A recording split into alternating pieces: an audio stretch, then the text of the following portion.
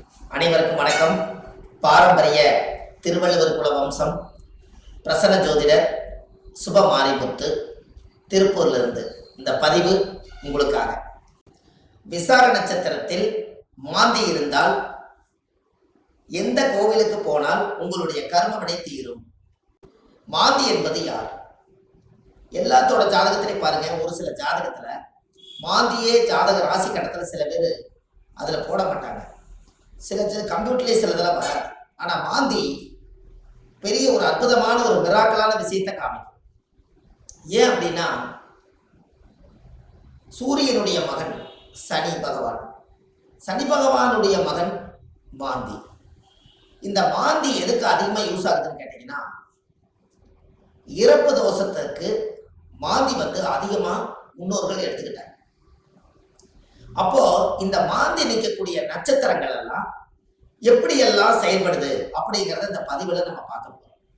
இதை மறக்காம ஒரு பேனா நோட் எடுத்து குறிச்சு வச்சுக்கோங்க. இது வரக்கூடிய ஜோதிடர்களுக்கும் பயன்படும். நம்ம இந்த யூடியூப் சேனல் வள்ளுவர் வாக்கு யூடியூப் சேனல்ல போய் பார்க்குறவங்களுக்கும் பயன்படும். இனி வரக்கூடிய சந்ததிகளுக்கும் இது பயன்படும். மாந்திக்கு இப்படி மிராக்கள் இருக்குதா அப்படிங்கிற ஒரு விஷயத்த இன்னைக்கு நம்ம அதை சொல்ல போறோம். இப்போ உங்க வாழ்க்கையில நீங்க தெரிஞ்சுக்க வேண்டிய விஷயம், இந்த மாந்திக்கு ஒவ்வொரு நட்சத்திரத்துக்கும் இந்த மாந்தி தோஷம் எப்படி உருவாகுது அப்படின்னா, அந்த காலத்துல குழுகன் நின்ற வீடு குட்டிச்சவர்னு சொன்னாங்க. குழுகன் நின்ற வீடு குட்டிச்சவர் அப்படின்னா குழுகன் நின்ற வீடு குட்டிச்சவரா. அப்ப இந்த மாந்தி போய் எந்த ராசியில் இருக்குதோ, எந்த நட்சத்திரத்து மேல ஏறி உட்கார்ந்து இருக்குதோ, அந்த நட்சத்திரத்தினுடைய திசைகள் அவங்களுக்கு தோஷம் அடையுமா. அப்ப அந்த மாந்தி தோஷம் என்பது என்ன? இருப்பு சம்பந்தப்பட்டது. உங்களுக்கு ஒரு உதாரணத்துக்கு சொல்றேன். லக்னங்கிறதா உயிர், லக்னம் தான் உயிர். ஒரு மனிதனுக்கு ஒரு தாயுடைய கருவறையில இருந்து தொப்புள் கொடி அறுக்கும் நேரம் எந்த லக்னத்துல அவங்க பிறந்திருக்காங்களோ, அந்த லக்னம் எந்த நட்சத்திரத்துல கரெக்டா நிக்குதோ, அந்த நட்சத்திரத்து மேல இந்த மாந்தியோட தீட்டு தோஷம் அதுல இருக்கு. இது உங்களுக்கு தெரியுமா? இதை நீங்க கண்டிப்பா தெரிஞ்சுக்கணும். அப்ப லக்னத்தினுடைய மாந்தி பிரேத சாபம். மாந்தி என்பது இறப்பு. அப்போ அவங்க முன்னோர்கள் அந்த காலத்துல என்ன பண்ணிருப்பாங்கன்னா, ஒரு லக்னத்துக்குள்ள லக்னம் ஒரு ராசி கட்டத்துக்குள்ள 3 நட்சத்திரம் இருக்கு. இந்த 3 நட்சத்திரத்துல இப்போ ஒரு உதாரணத்துக்கு அசுவனி, பரணி, கிருத்திகை 1ஆம் பாதம், இந்த 3 மேச ராசியில இருக்குது. ஒரு உதாரணம். அதுல அசுவதி நட்சத்திரத்துல மாந்தி இருந்தா என்ன பலன், பரணி நட்சத்திரத்துல மாந்தி இருந்தா என்ன பலன், கிருத்திகை நட்சத்திரத்துல மாந்தி இருந்தா என்ன பலன், இதைத்தான் இந்த பதிவுல உங்களுக்கு சொல்ல போறேன். இது உதாரணத்துக்காக. அப்போ ஒரு நட்சத்திரம் அந்த ஜாதகத்துல நம்மளுக்கு கிடைக்க வேண்டிய நட்சத்திரம். அப்ப எந்த நட்சத்திரத்துல மாந்தி உங்களுடைய ஜாதகத்துல இருக்குதோ, அந்த நட்சத்திரத்தினுடைய திசை உங்களுக்கு தெரியும். உதாரணமா அசுவதி நட்சத்திரமா இருந்தா அவங்க கேது திசையில தான் அவங்க செயல்படுவாங்க. அப்ப ஜாதகத்துல எனக்கு என்னங்க அசுவதி நட்சத்திரம் கேது திசை நடக்குது, எனக்கு கேது அசுவதி நட்சத்திரத்துக்கு கேது திசை நடத்துறாரு, எனக்கு ஒரு பலனுமே நடக்கலைங்க அப்படின்னு நீங்க சொல்லவே வேண்டாம். அந்த அசுவதி நட்சத்திரத்துக்கு அதிபதி கேது இந்த மாந்தியோட சாபம் வாங்கி இருக்கிறதுனால அந்த திசை நம்மளுக்கு வேலை செய்ய மாட்டேங்குது. அப்ப அதை நம்ம சரிப்படுத்தினா தானே அது நிவர்த்தியாகும். அப்ப அசுவதி நட்சத்திரத்துக்கு கேது, கேது என்பது பாட்டியில பாட்டின்னு வருது. அப்ப பாட்டிக்கு ஈமகாரிய செலவு செய்யாம விட்டுட்டால், அந்த முன்னோர்களுக்கு ஈமகாரியங்கள் செய்யாம விட்டுட்டா, இறந்த முன்னோர்களுக்கெல்லாம் மூதாதிகளுக்கெல்லாம் செய்யாம விட்டுட்டா, இந்த நட்சத்திர சாபம் அந்த குடும்பத்துக்குள்ள போய் அந்த திசைக்கு யோகத்தை கொடுக்கறது இல்லை. அப்ப கர்மாவிலேயே மாட்டிக்கிறீங்க. அப்புறம் எப்படி மேல வரும்? அப்ப இதெல்லாம் அந்த காலத்துல முன்னோர்கள் குளிகை நின்ற வீடு குடிச்சவர்னு எதுக்கு சொல்லி வச்சாங்கன்னா, ஒரு வீட்டுல ராசி கட்டத்துல குளிகை நின்ற வீடு குடிச்சவர் சொல்லி வைக்கல. அவங்க சொல்லி வச்சதே குளிகன் நின்ற நட்சத்திரம் அந்த வீடு குடிச்சவர்னு வச்சாங்க. அந்த நட்சத்திரத்தினுடைய திசைகள் யாருக்கு வந்தாலும் இந்த மாந்தியோட சாபம் அவங்கள துரத்திக்கிட்டே. ஒரு உதாரணம், லக்னத்து மேலேயே மாந்தி நிற்குது. ஒருத்தருக்கு லக்னத்து மேலேயே மாந்தி, லக்னம் நின்ற நட்சத்திரம் எதுவோ அதுவே மாந்தி. அந்த மாந்தி சாபம் இருந்தா அவங்க என்ன ஒரு அனாதிபாடி எடுத்து அடக்கம் பண்ணுனா அவங்களுக்கு அந்த மாந்தி சாபம் நிவர்த்தி ஆகுங்கிறது ஒரு நூல். ஏன் அப்படின்னா, அந்த லக்கணத்துக்குள்ள மாந்தி பிறக்கும் போது ஒரு தாயுடைய கருவறையில இருந்து மாந்தி என்பது நிலையா இருக்கிறது, ஒரு ராசியில ரொம்ப நாள் இருக்கிறது. லக்னம் என்பது 2 மணி இருந்து வெளியில வந்துடும். கரெக்டா அந்த பிரசவமாகி இந்த லக்னம் போய் கரெக்டா மாந்தியோட நட்சத்திரத்துல போய் கரெக்டா அந்த லக்னம் உட்கார்ந்துட்டால் இந்த லக்னம் வந்து தீட்டாய் போயிடும். இதுதான் அதனுடைய பரம ரகசியம். நம்ம அவங்களுக்கு பாருங்க, அந்த லக்னம் போய் நின்ற நட்சத்திரத்துல போய் அந்த தீட்டு விழுந்துருச்சுன்னா முகமெல்லாம் மாறிடும். முகம் அவங்களோட தேஜஸ் இருக்காது, ஒரு இருளன்ற மாதிரி இருப்பாங்க. என்னமோ ஒரு தோஷம் அவங்கள தாக்கிட்டே இருக்கும். ஒரு செயல்பாடு சிறப்பா இருக்காது. எந்த ஒரு காரியம் எடுத்தாலும் தடை, வீட்டு காரியம் எடுத்தாலும் தடை, தொழில போய் ஜெயிக்கலாம்னா தடை, திருமண வாழ்க்கையில நிம்மதியா இருக்கலாம்னா திருமணத்துல திருப்தி இல்லை, குழந்தை பாக்கியம் பெற்றுக்கலாம்னா குழந்தைக்கு ஏதாவது ஒரு உச்சங்கள், பூர்வீகத்துல போய் வாழலாம்னா பூர்வீகத்துல முன்னோருடைய சாபம். இப்படி வந்து இந்த மாந்தியுடைய நட்சத்திர தோஷங்கள் உங்களுக்கு அதிகமான முறையில இது கர்மாவா செயல்படுது. அப்போ முன்னோர்கள் அந்த காலத்துல இதுக்கு எல்லாமே கோவில் வச்சிருக்காங்க பாருங்க. இதுதான் ஒரு ஹைலைட். இந்த ரகசியத்தை சொல்லாம விட்டுட்டா கடைசி வரைக்கும் உங்களுக்கு தெரியாமலே போய் ஒவ்வொருத்தருடைய ஜாதகத்திலையுமே எந்தெந்த நட்சத்திரத்துல மாந்தி இருக்குதோ அதற்குரிய கோவில்ல போய் சுவாமிக்கு தேங்காய் பழம் பூமாலை கல்கண்டு வாங்கி அர்ச்சனை பண்ணி சாமி கும்பிட்டு வந்துட்டால் உங்களுடைய அந்த நட்சத்திரத்தினுடைய மாந்தி சாபம் அன்றோடு அது நிவர்த்தியாது. அப்ப இது ஒரு பெரிய அற்புதம் அல்லவா? இப்ப நீங்க தெரிஞ்சுக்கணும். அப்ப அந்த கோவிலுடைய வரலாறு எங்க இருக்குது, அந்த கோவிலை நம்ம எப்படி கண்டுபிடிக்கிறது, இந்த கோயிலுக்கு போறதுக்கு வழிமுறைகள் என்ன, இது எல்லாமே நீங்க தெரிஞ்சுக்கிட்டா மட்டும்தான் அந்த வாழ்க்கை உங்களுக்கு கரெக்டா செயல்படும். அப்போ முன்னோர்கள் அந்த காலத்துல சூரியனுடைய மகன் சனி பகவான், சனி பகவானுடைய மகன் மாந்தி. அப்ப அப்பாவுடைய பேரன் தான் நம்மளுக்கு மாந்தி தோஷமா வர்றாரு. அப்ப அப்பாவுடைய சொத்து பிள்ளைக்குத்தானா, அப்பாவுடைய பாவம் பிள்ளைக்குத்தானே. அந்த கர்மாவில இருந்துதான் உங்களால வெளியில வர முடியல. அப்ப இது மூலியமா தான் உங்களுக்கு கர்மா செயல்படுது. பாருங்க, உங்களுக்கு தாத்தாவோட சொத்து அந்த காலத்துல பாத்தீங்கன்னா தாத்தாவோட சொத்தை கொண்டு போய் வாழ்ந்து முடிச்சுட்டு உயிர் எழுதும் போது பேரன் பேர்ல போய் எழுதுவார். அப்ப சூரியனுக்கும் சனி பகவானுக்கு தொடர்பு இல்லை, மாந்திக்கு தான் தொடர்பு வருது. அப்போ அந்த ஜாதகத்திலேயே அப்ப மாந்தி என்பது உள்வனை கர்மா. மாந்தி என்பது முன்னோர்களுக்கு திதி கொடுக்காம விட்டுட்டீங்கன்னா அது நட்சத்திரத்தினுடைய மாந்தி போய் அந்த தோஷம் அடைஞ்சிடும். அந்த திசைகள்ல நம்மளுக்கு சரியான பிரச்சனைகள் வந்து எல்லா கோயிலுக்கு போயிட்டு வந்துட்டேங்க, எல்லா பூஜையும் பண்ணிட்டு வந்துட்டேன், எல்லா பரிகாரங்களும் சொன்னதெல்லாம் செய்திருக்கேன். ஆனா ஏன் எனக்கு வந்து ஒவ்வொரு நாளும் பலாபலம் மாறி வருது, எனக்கு எதுவுமே நடக்கலையே, இப்படி ஒரு கேள்வி பிறக்குது. அப்ப அந்த ஜாதகத்தை வாங்கி பார்த்தா நீங்க என்ன நட்சத்திரத்துல திசை நடக்குதுன்னு கேட்டா எனக்கு ஒரு நட்சத்திரம் அஸ்வினியில திசை நடக்குது, எனக்கு கேது திசை நடக்குதுங்க. கேது அது மாந்தியோட நட்சத்திரம், அஸ்வினியில இருந்து நிற்கும். அப்போ இப்படித்தான் ஒவ்வொருத்தருடைய நட்சத்திரத்தையும் இந்த மாந்தி லாக் பண்ணி வச்சிருக்கு. இதை தெரிஞ்சுக்கிட்டாலே உங்க வாழ்க்கை ரொம்ப சிறப்பா இருக்குமே. அப்ப இந்த மாந்திங்கிற ஒரு கர்மா கேரளாவில எல்லாம் பாத்தீங்கன்னா குளிகனை வச்சுதான் ஜாதகமே கணிப்பாங்க. அவங்களுக்கு கர்ம வினையை கண்டுபிடிக்கிறதே குளிகனை வச்சுதான். அதனாலதான் குளிகன் இந்த வீடு குட்டிச்சவர்னு அந்த காலத்துல சொன்னது. கேரளாவில் பிரசன்னம் பார்த்தாங்கன்னா குளிகை தோஷம் இருக்குதுங்கிறத அவங்க அதை தெளிவா சொல்லுவாங்க. அப்ப அதை சொல்லி முதல் முன்னோர்களுடைய கர்மாவை நிவர்த்தி செய்துட்டா நீங்க இந்த பூமியில பிறக்கும் போது கொண்டு வந்த யோகம் வேலை செய்யுங்கிறது ஒரு நூல் உண்டு. அது அந்த காலத்துல இருந்தே இருக்கு. நாம நல்லா யோசிச்சு பாருங்க, நம்ம போன ஜென்மத்துல செய்த பாவங்கள் இந்த ஜென்மத்துல கிரக அமைப்போட இருந்து நான் ஏதாவது ஒரு கஷ்டமா தான் நம்ம என்ன சொல்றோம், போன ஜென்மத்துல நான் என்ன பாவம் செஞ்சேன்னு எனக்கு தெரியலீங்க, ஆனா இந்த ஜென்மத்துல நான் ரொம்ப கஷ்டப்பட்டு போயிட்டேன், ஒரு காலம் கெட்டால் நான் ஒரு காலம் நான் நல்லா இருக்கணும், நான் சம்பாதிச்சதுலயும் நிம்மதி இல்லை, வாழ்க்கையிலேயே எனக்கு நிம்மதி இல்லை, குழந்தை பெற்று பார்த்தா அது நிம்மதி இல்லை, கணவன் மனைவியோட வாழ்ந்து பார்த்தா அதுலேயே நிம்மதி இல்லை, எனக்கு இந்த ஜாதகத்துல ஏன் தான் நான் அந்த பிறப்பு வாங்கி வந்தேன்னு எனக்கும் தெரியல, அப்ப நான் எப்பதான் நான் நல்லா இருப்பேன் அப்படின்னு ஒரு கேள்வி பிறக்குது. அப்ப இந்த இடத்துல என்னன்னு கேட்டா சூரியன் ஒரு ஜாதகத்துல உச்சமா இருக்காரு, நீங்க ஜம்முன்னு இருப்பீங்க, சனி உச்சமாக்குறாரு ஜம்முன்னு இருப்பீங்க, இதெல்லாம் ரைட்டு. ஆனால் இந்த கர்ம வினைங்கிறது ஒண்ணு என்னன்னா தாயுடைய கருவறையில இருந்து தொப்புள் கொடி அறுக்கும் போதே இந்த பிரபஞ்சம் கொடுக்கக்கூடிய அந்த கர்மா தோஷம் தான் அந்த லக்ன தோஷமோ இந்த நட்சத்திரத்தினுடைய மாந்தி தோஷம்.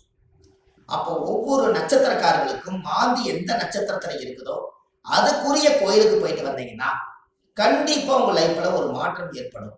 அதுக்கப்புறம் உங்களோட தொழில் விருத்தியாகும், குடும்ப விருத்தியாகும், மனை விருத்தியாகும், மாங்கல்ய விருத்தியாகும், ஆயுள் ஆரோக்கிய ஐஸ்வர்யம் விருத்தியாகும், புத்திர பாக்கியம் விருத்தியாகும், செய்யும் தொழிலில் லாபம் கிடைக்கும், மன நிம்மதி சந்தோஷம் உங்களுக்குள்ள இருக்கும், பட்ட கடன் அடைச்சிருவீங்க, தீராத துன்பத்திலிருந்து வெளியே வந்துடுவீங்க, வெளிநாட்டு பயணம் போக வேண்டிய தடைகளுக்கு போயிட்டு வந்துடுவீங்க, திருமணமே ஒரு வாழ்க்கை அமைஞ்சு எனக்கு சரியில்லை, மறுவாழ்வு தான் எனக்கு வேண்டி நினைச்சிட்டு இருக்கிறவங்களுக்கு மறுவாழ்வு, குடும்பத்துக்குள்ள தீராத நோய்கள், மருந்து இல்லாத நோய்க்கு மருந்து, எல்லாமே உங்களுக்கு கிடைக்கும்.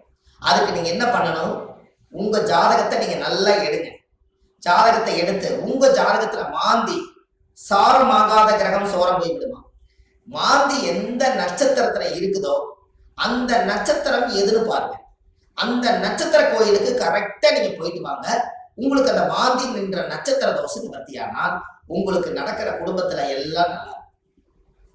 அப்போ இந்த ஜாதகத்துல இவ்வளவு பெரிய ரகசியத்தை நிவர்த்தி பண்ணலைன்னா அது முடக்கு மாதிரி அப்படியே முடங்கி போயிடும்.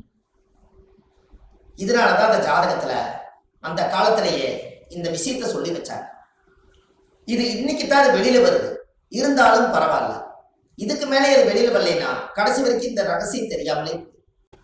இப்ப ஜாதகத்துல நீங்க கண்டிப்பா தெரிஞ்சுக்க வேண்டிய விஷயம் இருக்குதா இல்லையா? உங்க முன்னோர்களுடைய கர்மாவை தான் நீங்க சுமந்துட்டு இருக்கிறீங்க. அதை இறக்கி வச்சுட்டாலே உங்க ஜாதகத்துல இருக்கிற யோகம் கட்டாயம் வேலை செய்யும் அல்லவா? ஒவ்வொருத்தரும் மனசுக்குள்ள நம்ம எதோ சம்மந்தம் இல்லாத உள்ளத்துக்குள்ள எதையாவது ஒரு மனசுக்குள்ள போட்டு பரட்டிட்டே இருக்கிறோம். என்னைக்குத்தான் நம்ம இந்த மனசுல இருந்து ரிலீஸ் ஆயிடுவோம் அப்படிங்கிற உள்ளம் ஒவ்வொரு நாளும் துடிக்குது. அதுக்கு எங்க தப்பு நடக்குதுன்னு நமக்கு தெரியணும் அல்லவா? திசை அடிப்படையில பார்த்தா எனக்கு திசை நல்லா இருக்குதுன்னு சொல்றாங்க, ஆனா மனசு சரியில்லை. நட்சத்திர அடிப்படையில பார்த்தா எனக்கு இந்த நட்சத்திரம், ஆனா இந்த வரைக்கும் நான் நல்லா வாழல. லக்னம் நல்ல லக்னத்துல தான் பிறந்திருக்குன்னு சொல்றாங்க, ஆனா லக்ன பிறப்புல நான் நல்லா வாழல. 9 கிரகங்களும் சரியான இடத்துல அமைஞ்சிருக்குதுன்னு சொல்லியிருக்காங்க, ஆனா இது வரைக்கும் எனக்கு 9 கிரகத்தினுடைய சூட்சமத்தினால நான் திருப்தி அடையல. அப்ப நானே கையூனி கரணம் பாஞ்சு வாழ்க்கையில வெளியே சொல்லாம ஒரு கௌரவத்துக்காக வாழ்ந்துட்டு இருக்கிறேன். நான் என்னைக்குத்தான் உண்மையா வாழுவேன்? இப்படிங்கிற கேள்வி ஜோதிடம் பார்க்க ஒவ்வொருத்தர்களுடைய உள்ளத்திலே துடிக்குது.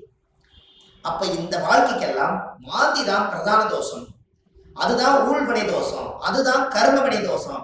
முடக்கு தோஷத்துக்கு அப்பாற்பட்டு 100 விதமான தோஷத்துக்கு ஒரே தோஷம் மாந்தி தோஷம். இந்த இறப்புக்கு மட்டும் ஒரு பெரிய தோஷம் என்னன்னா மாந்தி தான் இறப்பு.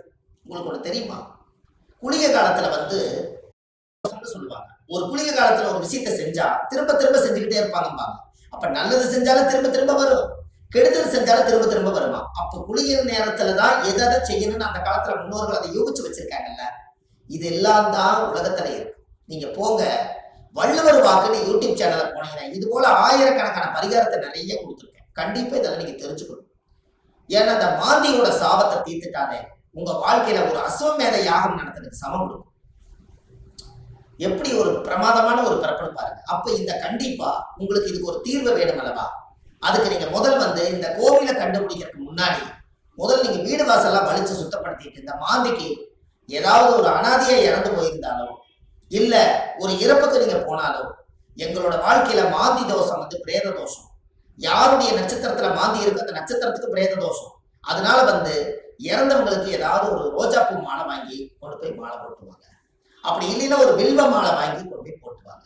அதை போட்டுட்டு வீட்டுல மஞ்சள் தண்ணி கல்லுப்பு போட்டு வீடு வாசல்லாம் வலிச்சு நீங்க சுத்தப்படுத்தி உங்க குலதெய்வ கோயில போய் 11 ரூபாய் காணிக்க, வெத்தலைப்பாக்கு, எலுமிச்சம்பழம் இதை கொண்டு போய் சாமியோட பாதத்துல வச்சு கும்பிட்டுட்டு இந்த மாந்திக்கு உண்டான கோவிலுக்கு நீங்க போயிட்டு வரணும்.